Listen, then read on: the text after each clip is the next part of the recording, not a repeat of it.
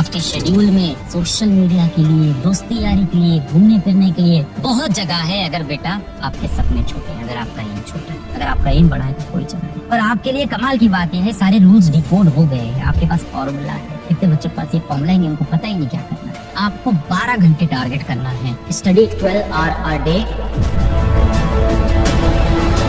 बेटा हफ्ते में दिन होते हैं 7 डेज इन वीक। इसमें से बेटा एक संडे तो आपको मिलता ही है, तो 1 तो संडे आपके पास है ही। तो मैं मान लेता हूँ कि आप सुबह 6 AM उठे, कम से कम आप 7 आवर सोइए। 7 आवर आप सो गए। बेटा अभी भी रिमेनिंग कितना टाइम है आपके पास जीवन में? अभी भी रिमेनिंग कितना टाइम है आपके पास एक दिन में? 7 घंटे सो गए। बेटा अभी भी आपके पास रिमेनिंग 8 आवर है। अब इस 8 घंटे में से बेटा आपको 7 घंटे टारगेट करना है। थोड़ा डिफिकल्ट होगा, तो भाई क्या करेंगे, 7 घंटे हम कैसे बनाएंगे? 2 + 2 + 2 + 1 हम ऐसे बनाएंगे अपने 7 घंटे। 2 2 2 और 1। सब बहुत डिफिकल्ट चीजें बता रहे हो। तो बेटा कितने बच्चे सिलेक्ट होते हैं? 1.5%, 1%। ये सिलेक्शन है बेटा बच्चों का। फाइनली जाके IIT ले लो या नीट ले लो, 1.5% से ज्यादा सिलेक्शन नहीं है बेटा। अगर 100 में से 1 या 2 बच्चा सेलेक्ट हो रहा है तो जाहिर सी बात है जो प्रोसेस होगा वो बहुत केक वॉक तो होगा नहीं, बहुत आसान।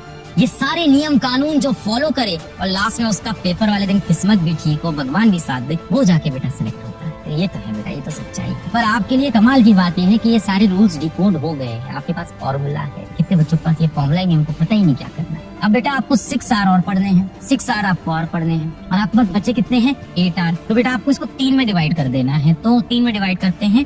3 PM से पहले ले लेता हूँ 6 PM, फिर 6 PM से 9 PM, फिर उसके बाद 9 PM से ले लेंगे 11 PM, क्योंकि 11 बजे अपन सो गए हैं और सुबह अपने को 6 बजे उठना है। 7 घंटे की नींद देख रहे हैं। तो मैंने इस 6 घंटे के लिए इसको 3 स्लॉट में डिवाइड किया अपने बचे हुए दिन को। अब 3 से 6 कितना समय है बेटा आपके पास? 3 आवर्स। पढ़ेंगे कितना हम? 2। तो 2 आवर आउट ऑफ 3 पढ़ लिया यहाँ। फिर 6 से 9 कितना समय है? 3 आवर्स। कितना पढ़ेंगे बेटा फिर से? 2 आवर आउट ऑफ 3, यहाँ पे भी पढ़ लिया। फिर 9 से 11 कितना समय है इस बार? 2। इस बार पूरा 2 घंटे पढ़ना पड़ेगा। 2 आवर आउट ऑफ। अब मुझे पता है इन सब में आपको अपना खाना पीना सब मैनेज करना पड़ेगा। यानी अगर आप ध्यान से देखो तो आपके शेड्यूल में सोशल मीडिया के लिए, दोस्ती यारी के लिए, घूमने फिरने के लिए बहुत जगह है। अगर बेटा आपके सपने छोटे हैं, अगर आपका एम छोटा है, अगर आपका एम बड़ा है तो कोई जगह नहीं। इतना रिगरस शेड्यूल फॉलो करने के बाद 2 2 4 2 6 और एक साथ, तब जाके बेटा आप 7 आवर स्टडी कर पाओगे। सोचो कितने बच्चे जो स्कूल नहीं जा रहे, नॉन अटेंडिंग है, वो तो बहुत खतरनाक पढ़ाई कर रहे हैं। जो बच्चे स्कूल नहीं जाते ना, वो भी समय वेस्ट कर रहे होते हैं। ऐसा मत सोचो कि बहुत से बच्चे नॉन अटेंडिंग है वैसे ज्यादा। अगर आप 7 घंटे बेटा पढ़ ले जा रहे हो हफ्ते में 5 दिन, आप काफी क्लोज हो अपने सिलेक्शन। इस अप्रोच से, राइट अप्रोच से अगर अपना टाइम डिवाइड कर रहे हो, काफी क्लोज हो। अब जिस दिन आप स्कूल नहीं गए बेटा, उस दिन आपको 12 घंटे टारगेट करना है। Study 12 hour a day target करना होगा 12 घंटे 3 बार। ये भी बेटा बहुत आसान हो जाएगा। अब इसके अंदर मैं बात करूँ तो सबसे पहले आपको इसमें भी सोने का समय निकालना है। तो स्लीप आपकी कितनी होगी? मैं कहता हूँ अब 8 घंटे सो लो। बेचारे 7-7 घंटे सोए हो, थके भी हो, परेशान भी हो, तो नींद में 1 घंटा एक्स्ट्रा ले लो, फायदा करेगा थोड़ा 1 घंटे ज्यादा।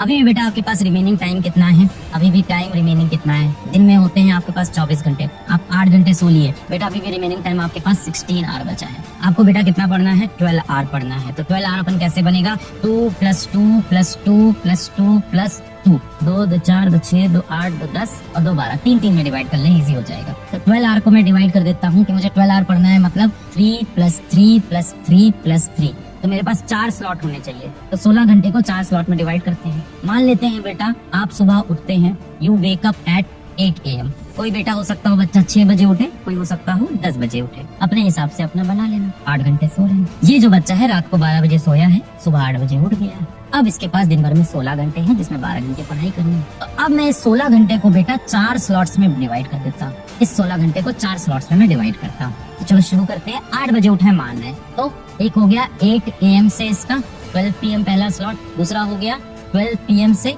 4 PM का स्लॉट, तीसरा हो गया 4 PM से 8 PM का स्लॉट और चौथा हो जाएगा बेटा 8 PM से रात वाला 12 AM का। अब ये 4-4 घंटे के स्लॉट है और आपको हर बार 3-3 घंटे पढ़ने हैं। यहाँ के पास 4 आवर्स है, आपको कितना पढ़ना है? 3 आवर आउट ऑफ 4। यहाँ भी बेटा same 3 our out of 4।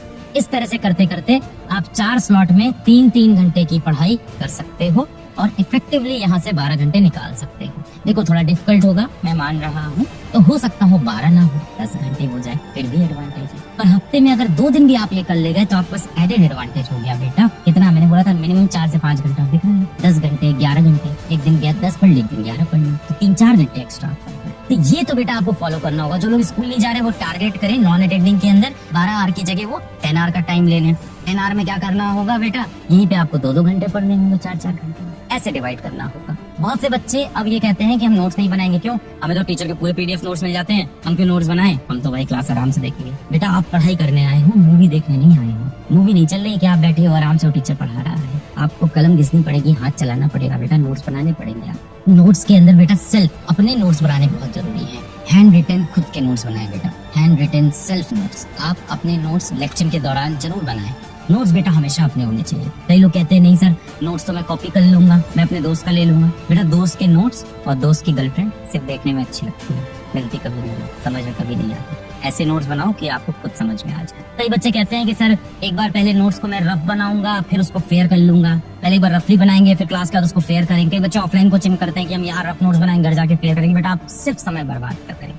IT के एग्जाम में आपकी हैंड राइटिंग के नंबर नहीं मिलते, ध्यान रखिए, नहीं नीट के एग्जाम में। तो आपके पिताजी चाहे आपको कितना डांटें कि कचरे जैसी राइटिंग है, कूड़े जैसा लिखता है, तुम्हारे अक्षर एकदम गंदे लगते हैं, कोई फर्क नहीं पड़ता बेटा। आपका आईआईटी नीट का एग्जाम तब भी निकल सकता है, आप डॉक्टर बन सकते हो, आईआईटी बन सकते हो। तो जितने भी लोगों की गंदी बुरी हैंड राइटिंग है हम सब जीत सकते हैं। कोई बच्चा चाहे गाँव में रहता हो या किसी मेट्रो सिटी में रहता हो, कोई बच्चे के पापा बहुत बड़े बिजनेसमैन हो या किसी बस्ती के अंदर छोटा सा ठेला लगाते हो, सभी तरह का बच्चा तैयारी शुरू कर देता है आईआईटी या नीट की। 2019 में बेटा मेडिकल की तैयारी भारत में 15 लाख बच्चे करते थे। 15 लाख बच्चे मेडिकल एंट्रेंस एग्जाम देते, और कहीं ना कहीं कह सकते हैं वो तैयारी करते थे, पर कहने उसमें से सिर्फ टॉप के 1.5 से 2 लाख बच्चे थे जो किसी भी कोचिंग जाके ट्यूशन जाके पढ़ाई, वहाँ उनको मिलते थे वो टॉप के मास्टर्स, वो टॉप का कंटेंट, वो टॉप के असाइनमेंट। ये सब बेटा वंचित थे, 13 लाख बच्चे वंचित थे इन सबसे। सिर्फ टॉप के 1.5-2 लाख बच्चे होते थे जो अफोर्ड कर सकते थे, वो लेते थे। आज कंटेंट यूट्यूब पे फ्रीली अवेलेबल है। अब बेटा समय ना सबके पास लगभग बराबर है। एनर्जी बेटा आपके ऊपर डिपेंड करती है कि आपकी कितनी एनर्जी, वो भी मुझे लगता है क्योंकि अभी आप यंग एज में हो। ऐसा नहीं है कि आप लोग बहुत बुढ़े हो गए हैं, 70-80 साल के हैं, किसी को दिल की बीमारी है, किसी को और बीमारी है, तो सबकी एनर्जी अलग अलग है। नहीं, अभी आपकी लगभग एनर्जी भी सेम है, तो यहाँ से भी बहुत ज्यादा फर्क नहीं पड़ रहा। तो आउटपुट डिपेंड करता है बेटा किस चीज पे, आउटपुट अब डिपेंड करता है इस कांस्टेंट के पे। ये आपको और आपका इंटेंट है, ये आपका इंटेंट है। आपका इंटेंट जितना ज्यादा होगा आउटपुट उतना ज्यादा, और आपका इंटेंट जितना नेगेटिव होगा आउटपुट उतना नेगेटिव। कंटेंट बेटा सबके पास बराबर है, फिर भी सारा बच्चा सेलेक्ट नहीं हो रहा है। एनर्जी भी लगभग सबके बराबर है, सब यंग उम्र के बच्चे हैं। समय भाई कुछ लोग स्कूल जाते हैं, कुछ नहीं। स्कूल जाने वाले बच्चे भी बहुत सेलेक्ट होते हैं, बहुत से बच्चे होते हैं रेगुलर स्कूल वाले सेलेक्ट। डिपेंड करता है बेटा, ये कांस्टेंट है आपका इंटेंट। और बेटा आपका इंटेंट ये भी समझ लो, जितना नेगेटिव होगा, जितने ज्यादा आप काम चोरी करोगे, आउटपुट बेटा उतना नेगेटिव भी आने लगेगा। आउटपुट आप समझ रहे हो ना, सिलेक्शन होना ना होना और जीवन का फ्यूचर।